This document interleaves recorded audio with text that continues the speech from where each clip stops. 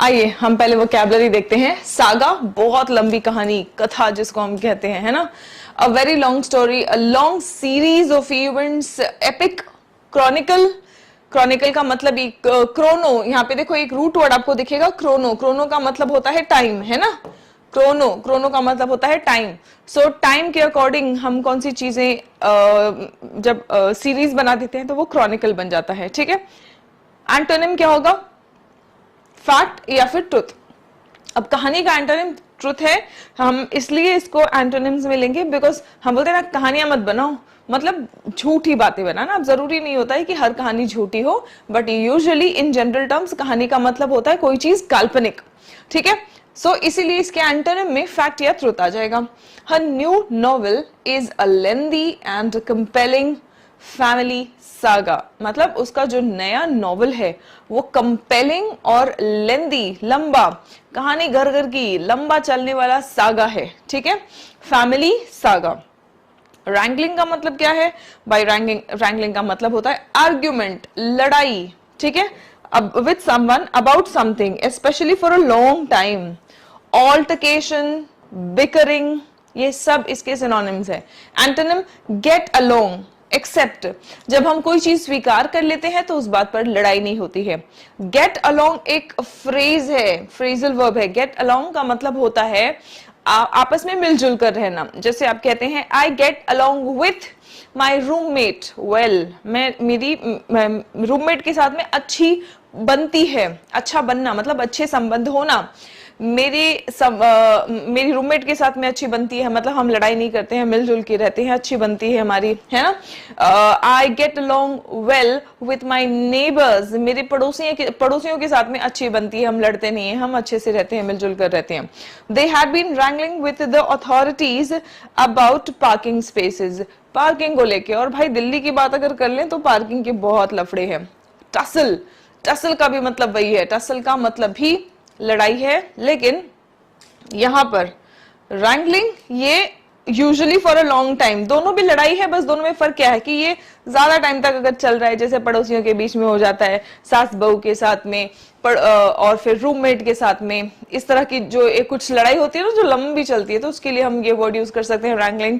और ऐसे ही राह चलते किसी अजनबी के साथ में अगर कोई झड़प सी हो गई, लड़ाई सी हो गई, तो उसको हम कहेंगे tussle, a short struggle, fight और argument, especially in order to get something, है ना। सब्जी वाले के साथ में लड़ाई हो गई, वो जो थोड़ा सा बहस हो जाता है, उसको हम कहेंगे टसल, ठीक है। स्कफल या फिर स्कर्मिश, ये सब छोटी लड़ाइयों के लिए हम ये वर्ड यूज कर सकते हैं। At a stand still, antonym क्या है? स्टैंड स्टिल मतलब स्थगित, मामला स्थगित है, लड़ाई नहीं हो रही है, ठीक है। एट पीस, शांति है। Alright, the boys started to tussle in the playground, playground में लड़के खेलते खेलते लड़ने लग जाते हैं, बच्चे खेलते खेलते लड़ने लग जाते हैं, तो इसीलिए हमने कह दिया स्टार्टेड टू टसल, ठीक है, इन द प्लेग्राउंड। ऑलराइट, ठीक है, आगे देखते हैं। Perpetual, perpetual is L ending word भी बच्चों, जैसे ओ यूएस एंडिंग वर्ड वैसे एल एंडिंग वर्ड भी क्या होता है? एडजेक्टिव होता है, ठीक है। सो परपेचुअल का मतलब क्या है? Continuing for a long period of time, कोई चीज जो चलता ही जाए उसको हम कहेंगे परपेचुअल, ठीक है। विदाउट स्टॉपिंग, लगातार चलता रहे, ठीक है। Frequently repeated in a way which is annoying. Eternal, incessant, incessant का भी मतलब होता है लगातार। इंसेसेंट रेन्स, इंसेसेंट रेन्स की वजह से लगातार बाढ़ की स्थिति बनी हुई है उत्तर भारत में, है ना। इंसेसेंट रेन्स, लगातार। इटर्नल, हमेशा हमेशा हमेशा, चिरकाल तक चलने वाला, ठीक है। एफिमरल, बहुत ही प्यारे, बहुत ही इंपॉर्टेंट वर्ड्स, ये words eternal, incessant, ephemeral, transitory, perpetual, tussle, ये सब वर्ड्स आपको लगातार एग्जाम्स में सिनोनिम्स या एंटोनिम्स के रूप में देखने को मिलता है। और इतना ही नहीं, वोकैबुलरी का इंपॉर्टेंस सिर्फ वोकैबुलरी के क्वेश्चंस में नहीं होता है कि सिनोनिम एंटोनिम आप अटेम्प्ट कर पाए, आपके क्लोज टेस्ट, पैराजम्बल्स, कॉम्प्रिहेंशंस में भी आपको समझ के अच्छे से आंसर करने में हेल्प करते हैं ये वर्ड्स, ठीक है बच्चों। Right? Now, coming to the next word, contours. Contours का मतलब क्या होता है? Outline या shape of something, ठीक है। Outline या फिर shape of something. Outline, silhouette. Silhouette देखो हम किसको कहते हैं? जैसे अंधेरे में आपको किसी की परछाई दिखती है, है ना। अंधेरे में जब आपको किसी की परछाई दिखती है तो आपको उसका चेहरा, रंग, वो सब नहीं दिखता है, आपको बस क्या दिखता है, ऐसे ऐसे बस इतना सा इमेज दिखता है ना। जो परछाई होती है मतलब इंसान का सिर्फ एक आउटलाइन सा दिखता है, बाकी सब काला दिखता है। This thing is called, this kind of image जहां पे इंसान की आपको सिर्फ परछाई दिख रही, आउटलाइन दिख रहा हो, परछाई दिख रही, दैट्स कॉल्ड अ सिलहूट। ठीक है। रेगुलर, ये इसका एंटोनिम नहीं है। ठीक है। सो डिटेल्स, फुल डिटेल्स आप देख सकते हैं। सिर्फ आउटलाइन मतलब जब जैसे हम कहते हैं ना आउटलाइन द कॉजेज, मतलब हम कॉजेज सिर्फ बताएंगे, लेकिन इन डिटेल ब्रीफ में जब बताएंगे तो वो उसका एंटोनिम हो जाएगा। A shoe that fits well along the contours और shape of your foot is a good fit. ठीक है। मतलब जो शूज आपके पैर की जो आउटलाइन है उसमें अच्छे से फिट होता है तो वो आपके लिए अच्छा शूज माना जाता है। ऑर्डिनेंस, ऑर्डिनेंस का मतलब क्या है बच्चों? ऑर्डिनेंस एन ऑर्डर और रूल मेड बाय गवर्नमेंट और somebody in a position of authority. ठीक है। जो अथॉरिटी में हो उसने अगर कोई कानून बनाया हो तो उसको हम कहते हैं ऑर्डिनेंस। नेक्स्ट वन इज, इसके सिनोनिम्स क्या क्या है? अमेंडमेंट या फिर स्टैट्यूट। अमेंडमेंट या फिर स्टैट्यूट, देखना ये स्टैट्यूट है, स्टैच्यू नहीं है। स्टैच्यू का मतलब होता है मूर्ति, लेकिन स्टैट्यूट का मतलब होता है लॉ, कानून। एंटोनिम इसका होगा डिसऑर्गेनाइजेशन या फिर लॉलेसनेस। या तो कानून है या फिर कानून नहीं है तो क्या होता है? लॉलेसनेस होता है, लॉलेस है, लॉलेसनेस। अब जहां पर कानून नहीं होता है तो वहां पे लफड़े ज्यादा होते हैं। कुछ भी हम कहते हैं ना लॉ एंड ऑर्डर, जहां पे लॉ है वहां पे ऑर्डर होता है, जहां पे लॉ नहीं है तो वहां पे ऑर्डर नहीं होगा, ऑर्गेनाइजेशन नहीं होगा, डिसऑर्गेनाइजेशन होगा। The town has passed a zoning ordinance limiting construction. ठीक है। Promulgate, ATE ending word is a verb. Promulgate का मतलब क्या होता है? टू प्रोमोट एन आइडिया, किसी आइडिया को प्रोमोट करना। किसी आइडिया को जब आप प्रोमोट करते हो, समर्थन देते हो, उसको बढ़ावा देते हो, उसको हम कहते हैं प्रोमलगेट करना। ठीक है। दूसरा कॉन्स्टिट्यूशनल टर्म्स में to officially announce a new law और सिस्टम। जब हम कोई नया कानून या सिस्टम अनाउंस करते हैं हम उसको भी प्रोमलगेट कहते हैं, हम उसको भी प्रोमलगेट कहते हैं। ठीक है। और प्रोमलगेट का मतलब इन जनरल समर्थन देना, बढ़ावा देना, एनकरेज करना भी होता है। अनाउंस या प्रोक्लेम। एंटोनिम क्या है? कंसील या फिर सप्रेस। अच्छा, the new constitution was promulgated इन 1990। जो नया संविधान है वो, अब यहाँ पे प्रोमलगेट का मतलब क्या है? नए संविधान को बढ़ावा दिया गया था या नया संविधान घोषित किया गया था, अनाउंस किया गया था। यस, हमारा दूसरा मीनिंग है, अनाउंस किया गया था कब? 1990 में। वॉरिंग, वॉरिंग का मतलब क्या हुआ? लड़ते हुए। वॉर का मतलब ही है जंग, है ना। वॉरिंग मतलब जंग में इन्वॉल्व, लड़ते हुए लोग। ठीक है। टू और मोर पीपल और groups in conflict with each other. जैसे फॉर एग्जांपल मणिपुर में आप कह सकते हैं the two warring groups are the Kukis and the Meiteis, the Kukis and the Meiteis. ठीक है। बेलिजरेंट, बैटलिंग, बैटल लड़ाई, बैटलिंग जो आपस में लड़ रहे हो। ठीक है। बेलिजरेंट जो लड़ने के लिए तैयार हो। पीसफुल, एमिकेबल, इसके एंटोनिम्स हो जाएंगे। The two countries have been warring constantly for years. जो दो देश हैं वो लगातार सालों से लड़ रहे हैं। क्रक्स ऑफ द इशू, इस मुद्दे का क्रक्स क्या है, आखिर निचोड़ क्या है? Crux of the issue, the most important और difficult part of it which affects everything else. Crucial point, heart, core. ठीक है। हार्ट अगर किसी चीज को हम कह रहे हैं तो वो मोस्ट इंपॉर्टेंट पॉइंट है। हार्ट जैसे देखो ह्यूमन बॉडी का हार्ट मोस्ट इंपॉर्टेंट पॉइंट है, अगर दिल धड़कना बंद कर दे तो इंसान भी खत्म। सो बिल्कुल उसी तरीके से जैसे हार्ट क्रक्स है, मोस्ट इंपॉर्टेंट पार्ट है, वैसे ही कोर, क्रूशियल पॉइंट। ठीक है। एंटोनिम ट्रिविया, कोई चीज जो बहुत इंपॉर्टेंट है, क्रूशियल है, तो उसका एंटोनिम होगा ट्रिविया, मतलब अनइम्पॉर्टेंट, कोई चीज, छोटी मोटी चीजें जो इंपॉर्टेंट नहीं है, जो महत्वपूर्ण नहीं है।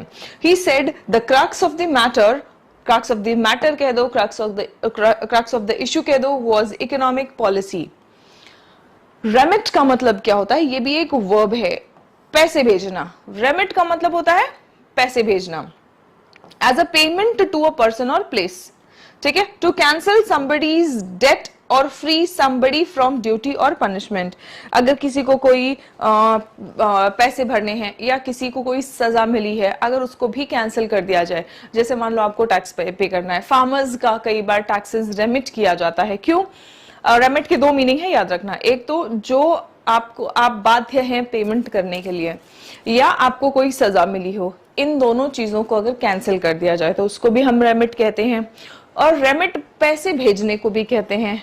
आप मान लीजिए किसी दूसरे देश में हैं या दूसरी जगह पर हैं, आप काम कर रहे हैं वहां पे, वहां से आपको सैलरी मिलती है, आप वहां से पैसे भेजते हैं जहां आपका परिवार है, तो आप पैसे रेमिट करते हैं। ठीक है, आप पैसे रेमिट करते हैं। I hope this is clear to everyone. All right, बहुत बढ़िया। Coming to the words exonerate. Exonerate का मतलब होता है सजा मुक्त करना। जब किसी का पनिशमेंट कैंसिल कर रहे हो तो आप उसको सजा मुक्त कर रहे हैं। Remand and charge. अब सजा मुक्त करने का एंटोनिम क्या होगा? दोषी करार करना। चार्ज और कन्विक्ट। ठीक है, चार्ज और convict. Payment will be remitted to you in full. अब अगर मैं कह रही हूं पेमेंट रेमिट किया जाएगा आपको पूरी तरीके से, इसका मतलब पैसे भेजे जाएंगे आपको। पेमेंट विल बी रेमिटेड मतलब यहाँ पे पहला वाला मीनिंग यूज हो रहा है। ठीक है, coming to the next one, ambit. Ambit का मतलब क्या होता है? द रेंज और limits of the influence. Range, ambit, scope. ठीक है, स्कोप या फिर एक्सटेंट। एंटोनिम क्या है? किसी चीज का स्कोप मतलब स्टैंड स्टिल। जब हम स्कोप देख रहे हैं किसी चीज का तो क्या स्कोप है? फॉर एग्जाम्पल जब आप अपना करियर चूज कर रहे होते हो तो आप सोचते हैं कि अच्छा ठीक है कंप्यूटर साइंस ले, तो कंप्यूटर साइंस का क्या स्कोप है, क्या भविष्य है? भविष्य, फ्यूचर, स्कोप। ठीक है, एक्सटेंट। सो इसका एंटोनिम क्या होगा? स्टैंड स्टिल, वहीं पे, वहीं का वहीं। ठीक है, they believe that all the outstanding issues should fall with in the ambit, दायरा। दायरा भी आप कह सकते हैं इसके हिंदी के लिए। ठीक है, सो वो मानते हैं कि जितने भी आउटस्टैंडिंग इश्यूज हैं, जितने भी पेंडिंग मामले हैं, ये सारे किसके दायरे में आएंगे? एम्बिट ऑफ टॉक्स, मतलब बातचीत के दायरे में है। बातचीत करके सारे भी पेंडिंग मामले जो हैं वो सुलझाए जा सकते हैं। They believe that all the outstanding issues should fall within the ambit of the talks.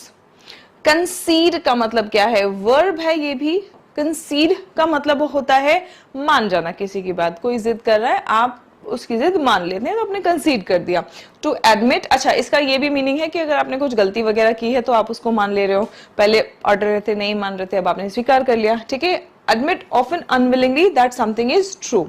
कोई चीज मान लेना। ठीक है, पहले आप नहीं मान रहे थे कि वो सच है, या पहले आप किसी की बात नहीं मान रहे थे लेकिन फिर बाद में आप मान जाते हैं कि चलो ठीक है, सही है। ठीक है, तो उसको हम कहते हैं कंसीड करना। एडमिट, एक्सेप्ट, स्वीकार करना ही है। Deny, retain. The government has considered the new tax policy has been a disaster. अब सरकार जब कोई काम करती है और सरकार से कुछ अगर गलती हो जाती है तो बहुत आसानी से सरकार नहीं मानती है ना। सरकार यूजुअली थोड़ा सा टाल मटोल करेगी, उससे बचने की कोशिश करेगी, लेकिन फिर भी ऑपोजिशन ने प्रेशर बनाया, पब्लिक ने प्रेशर बनाया, फिर सरकार कहीं जाके मान लेती है, स्वीकार कर लेती है, हाँ हाँ ठीक है, हो गई हमसे गलती। तो इस मानने को, इस एक्सेप्ट करने को हम कंसीड कहेंगे। इस मानने को या इस एक्सेप्ट करने को हम कंसीड कहेंगे। ठीक है, चलिए डिलीनिएट, एटी एंडिंग वर्ड है, वर्ब है। डिलीनिएट मतलब यहाँ पे देखो एक वर्ड है लाइन, लाइन बनाना। जब आप किसी चीज को लाइन बना रहे हैं तो आप क्या कर रहे हैं? To describe something completely including details. Details के साथ में अगर किसी चीज को सीमा रेखा बना रहे हैं, है ना, डिलीनिएट कर रहे हैं, मतलब आप एग्जैक्टली बता रहे हैं कि अच्छा ठीक है ये चीज ऐसी ऐसी है। ठीक है, डेपिक्ट करना, पोर्ट्रे करना। आप ये देखो लाइंस बना के आप बायोलॉजी का अगर कोई डायग्राम है, आप कोई भी डायग्राम बना रहे हैं ना, डायग्राम बना के आपने क्या बनाया? लाइंस से ही डायग्राम बनाते हैं।